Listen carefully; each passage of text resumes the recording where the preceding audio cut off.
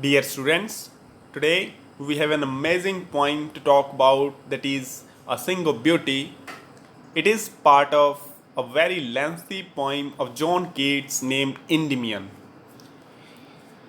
The basic story of Endymion goes like that one beautiful young shepherd once had a vision of moon goddess named Cynthia, and he was so attracted and enchanted by the beauty of the moon goddess Cynthia that he spent the rest of his life wandering to see once again the moon goddess. He wandered throughout the forests and down under the sea to see once again her.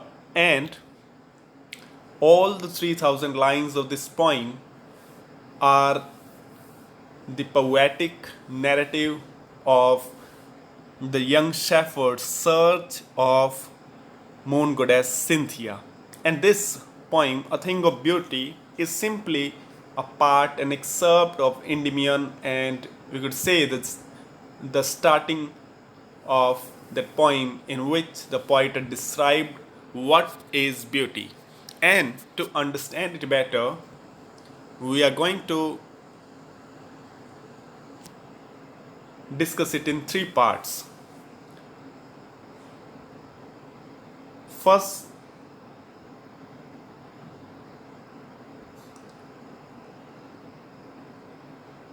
we'll read something about the beauty in these 5 lines, and then we will have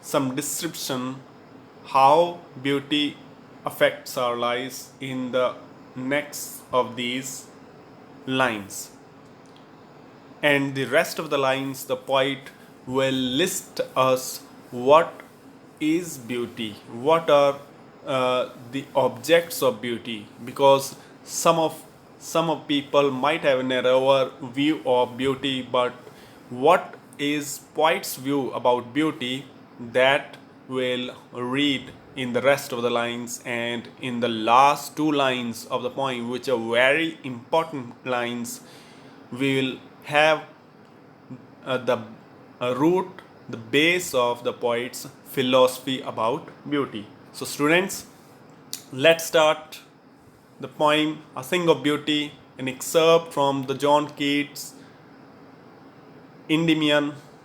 A thing of beauty is a joy forever.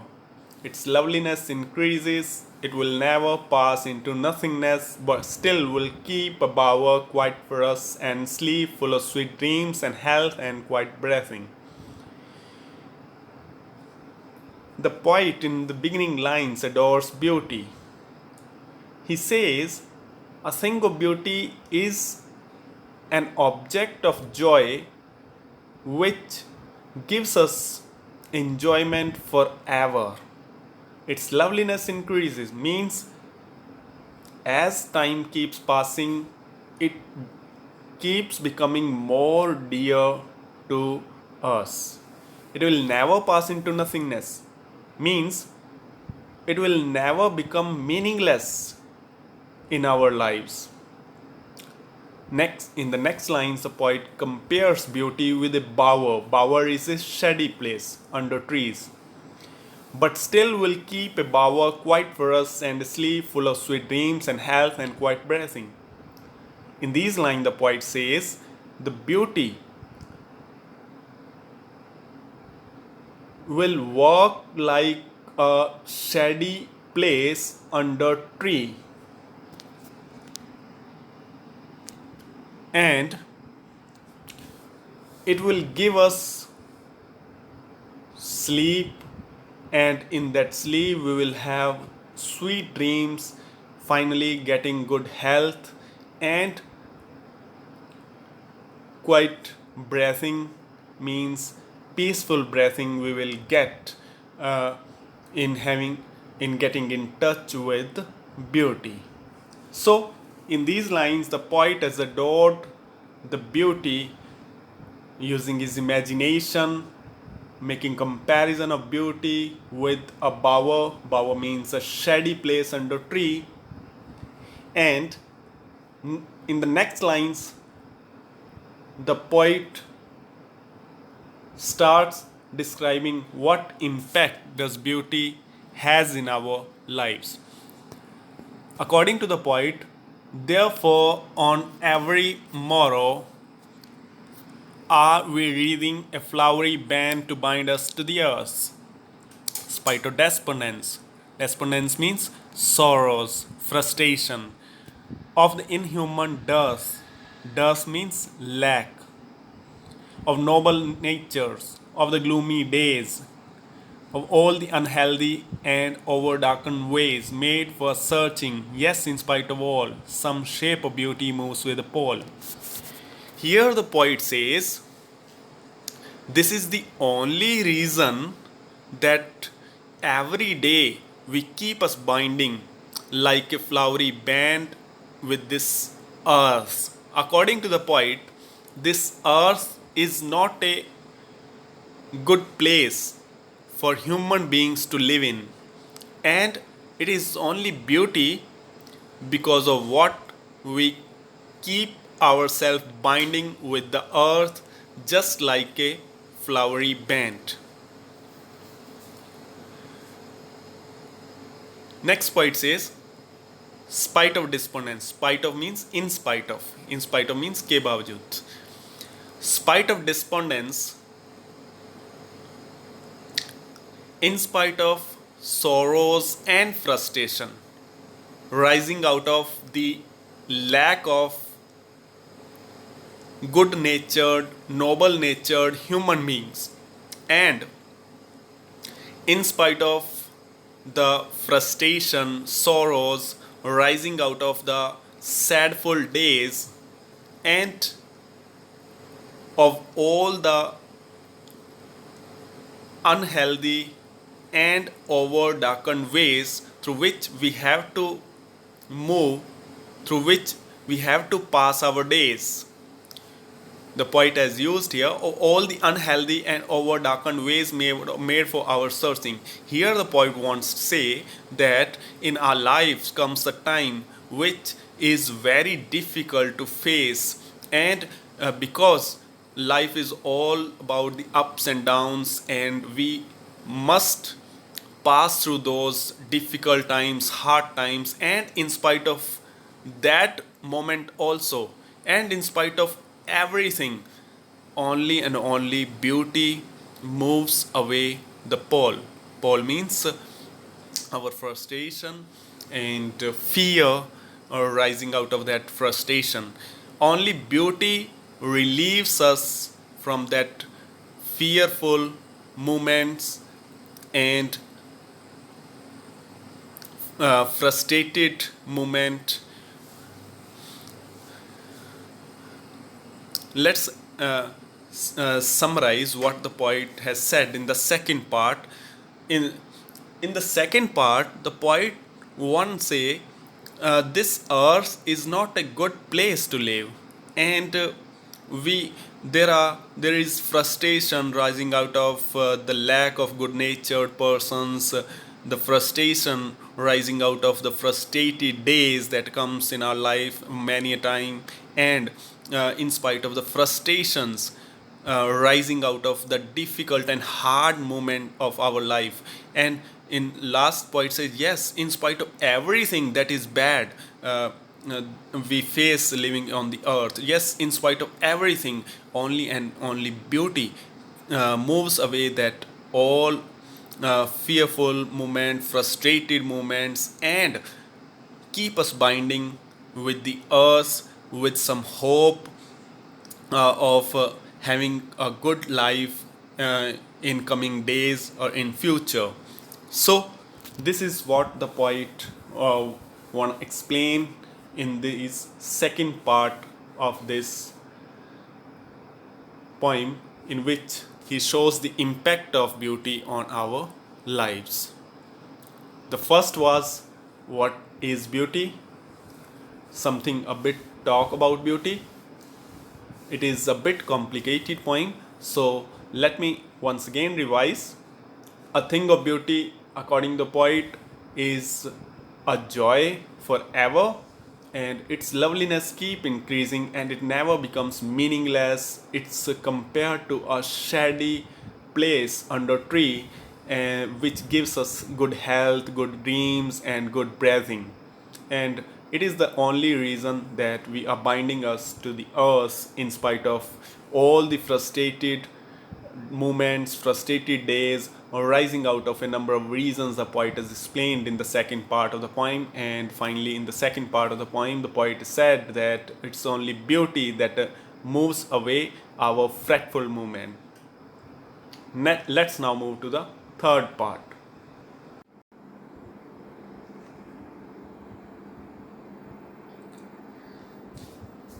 Here in the third part, the poet has given us a list of objects of beauty. According to the poet's view of beauty is not narrow. His viewpoint of beauty is quite wide. He says, such the sun, the moon, trees old and young, sprouting a shady boon for simple sheep, and such a daffodils with the green world living, and clear rills that for themselves a cooling covert make against the hot season, the mid forest break, rich with sprinkling of famous rose blooms, and such too is the grandeur of the dooms we imagined or the mighty dead. Leaving out the last two lines, the poet has given us a list of objects of beauty. According to the poet, these all are the objects of beauty. These all and many more are the objects of beauty. Objects of beauty are countless. According to the poet has given us some examples what possibly could be beautiful object. According to the poet, the sun is beautiful, the moon is beautiful, all trees are beautiful, young trees are beautiful, sprouting a shady boon for simple sheep, and the trees which with their branches and leaves make a shady place under which animals, sheep could take rest. That is also beautiful. And such a daffodils are type of flowers. According to the poet, daffodil flowers are very beautiful with the green world living and the surrounding under in which daffodil flowers grow. That green world, that green surrounding is also beautiful, and clear rills and clear rills are the small streams of water which combining together in the hilly area give birth to some rivers. And the poet has uh, mentioned here that those rills, those small streams of water, the poet says, and clear rills that for themselves a cooling covert make against the hot season, where in the hilly area those small streams of water are there.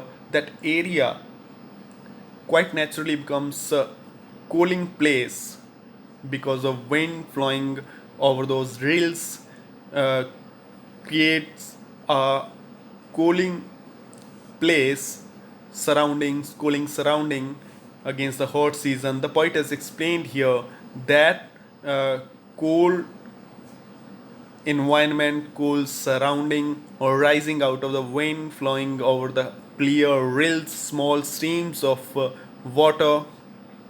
And according to the poet, that cool surrounding is also a beautiful object. Next, the poet says the mid forest break.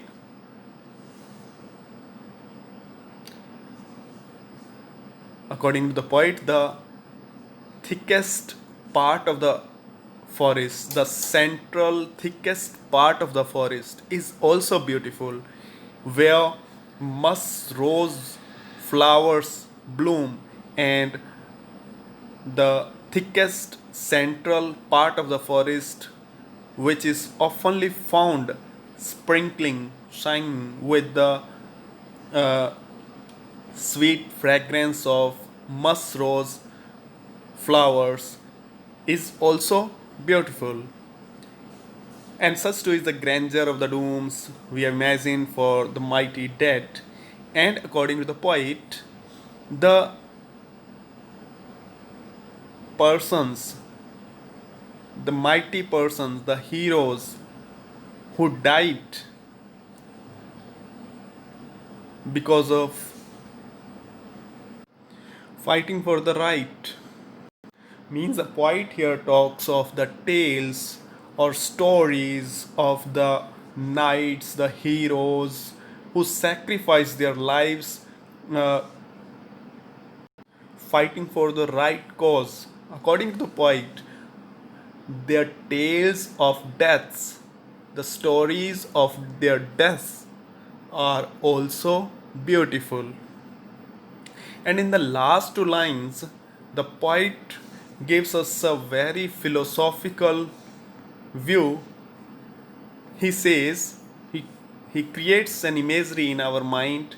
He uh, explains his philosophy with this imagery. He says, an endless fountain of immortal drink pouring unto us from the heavens bring. In these last two lines, in these last two important lines, the poet has compared the beauty with the fountain which keeps flowing from heaven's brink unto us. And it is the fountain of nectar. Immortal drink means nectar, amrit. It keeps flowing from heaven unto us, and this is the only thing which gives lives on the earth, keeps human beings and all the creatures on the earth alive. And without this beauty, this earth is not a place to live on.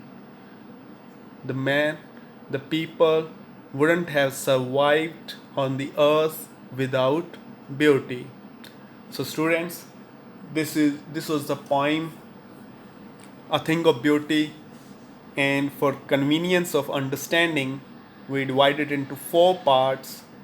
I would wish you all to watch it twice for better understanding, for better comprehension, and then I wish you all to write a summary on this point so that things might get stuck into your mind, and later we'll talk about its questions and answers. Thank you.